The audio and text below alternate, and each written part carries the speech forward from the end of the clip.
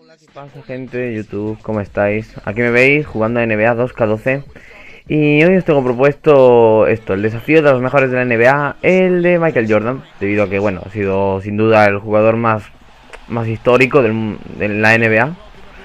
Y bueno, sinceramente aquí os dejo los dos primeros cuartos. Mañana, o sea, hoy estamos a día, ¿qué día es hoy? Hoy día 5. Mañana subiré los dos otros cuartos, mañana día 6. Así que bueno, espero que os guste y a disfrutarlo. Así que venga, hasta luego.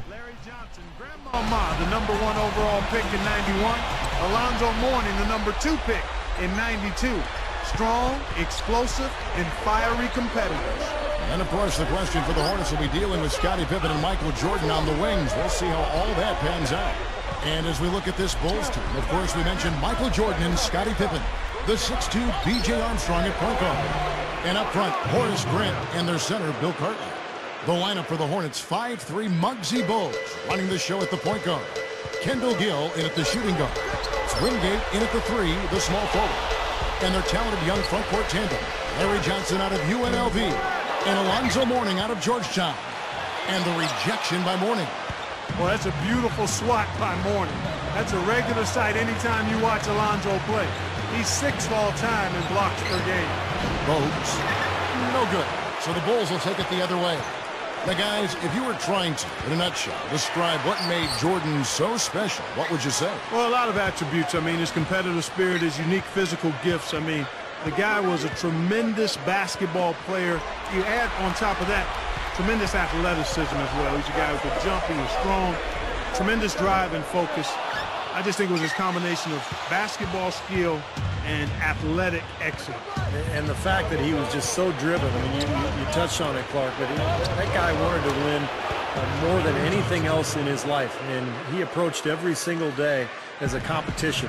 And he drove himself and his teammates so hard that he just elevated everybody to new heights. Armstrong kicks to Jordan. Out of bounds. And they'll keep possession. Nice job there of disrupting that play. Yeah, nearly came up with the steal. Will Purdue's checked in for Bill Cartwright. And a switch here also for Charlotte. Newman's checked in. Here's Jordan on the inbound. And that's good for 2. And Will Purdue later on traded away to the Spurs for Dennis Rodman. I think that was a pretty nice transaction. Oh! That should be absolutely illegal. Slamming it home off the alley-oop. Remarkable. Well, his eyes got wide as he went up for that one. And he timed his leap perfectly to meet the pass at the top of its arc. Armstrong passes to Pippen. With the lead pass. And the rejection by Mourning. Guys, Mourning is just a game changer inside. They just can't get anything going inside with him on the floor. And he was fouled on the way up. 2 free throws now for him. Guys, Alonzo Mourning was in this league a long time, 15 years to be exact. And of course, he overcame a very serious kidney disease to return to the NBA and win a championship with the Heat in 2006. Yeah, and he went on to play in the All-Star game 7 times during his career. 5 of them were with Miami, the other 2 in Charlotte. But Miami was really where he was in his peak. And in fact, he was the first player in Heat history to have his number retired. Myers from 14. Here's Purdue. That's good by the big man out of Vanderbilt, Will Purdue. He makes the most of his chances on the offensive glass, doesn't he? Here's Newman, guarded by Pippen. Inside to Mourning. And that one drops. Good field goal percentage shooting to this point. They're really knocking down their shots. Yeah, a hot start offensively has them in full control here. They're in the driver's seat, no doubt. Now, B.J. Armstrong went to work in the Bulls front office upon retirement, but he's since gone into the agent business. In fact, he represents Derrick Rose. And, you know, for B.J. Armstrong, it's about trying to help younger players, whether it's on the court or off the court. I think that's one of his great qualities, the fact that he wants to see young players succeed. Johnson gets called for blocking. That's his first foul. I think he made the right call there. It's always a bang-bang play, but I don't think the defense had position. You know, blocking fouls are never easy to whistle, but that one definitely looked like a block to me. Here's what Chicago's going with right now. Bill Carter, he's checked in for Purdue. Williams comes in for Horace Grant. And it's Paxson in for B.J. Armstrong.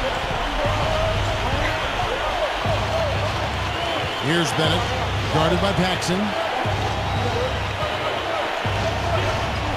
Johnson against Williams. 6 to shoot. Puts up the baby hook. And the shot is good from Johnson. Johnson's got 6 points. Well, they've done a lot of their damage from mid-range here, guys. I mean, knocking down those shots with regularity. Yeah, how about 8 of their last 10 points, guys, coming off that mid-range area jump shot. So, shows you don't have to be at the rim to score.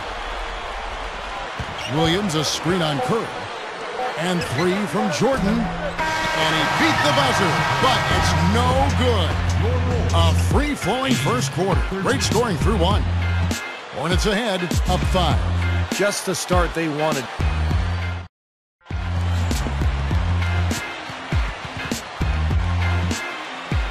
And now the second quarter, just getting set to start.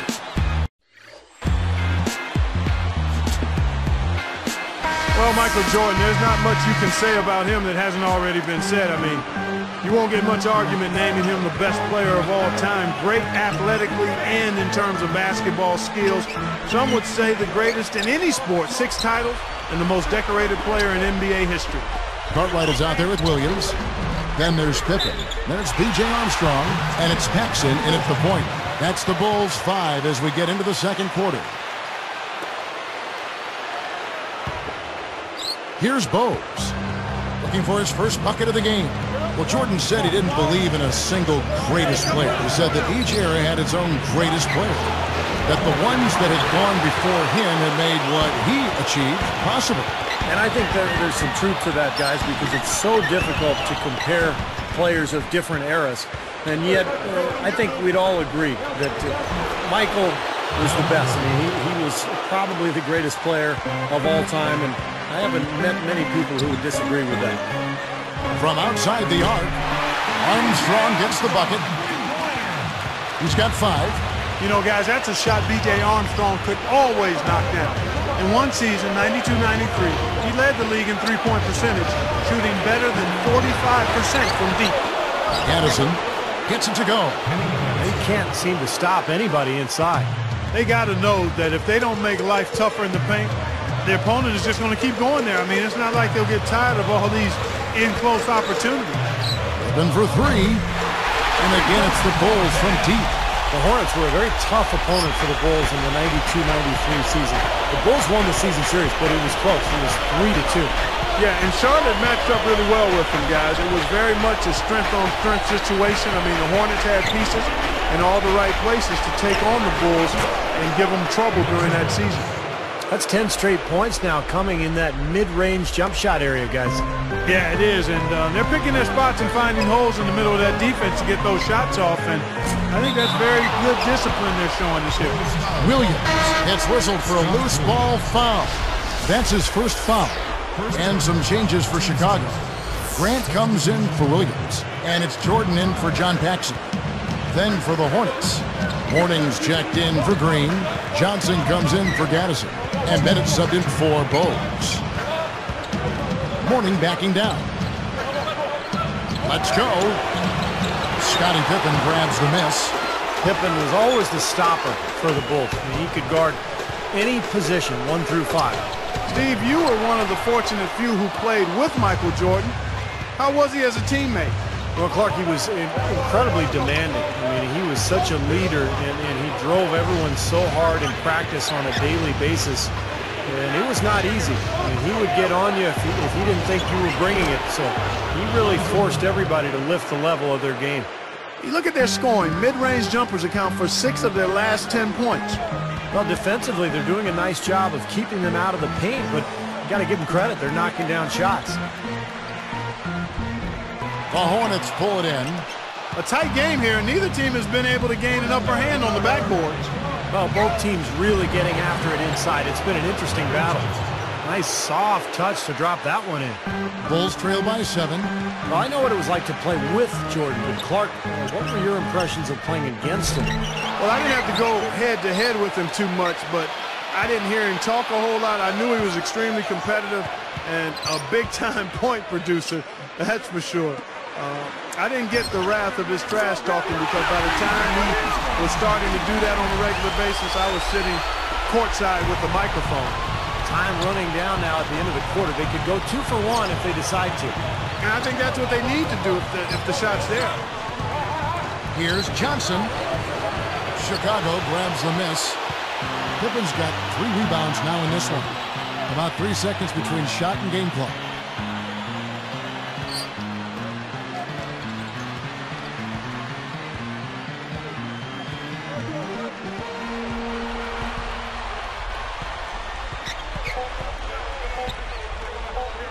From deep three-point range. Tried to tip it in, but couldn't quite get it. We'll be back momentarily.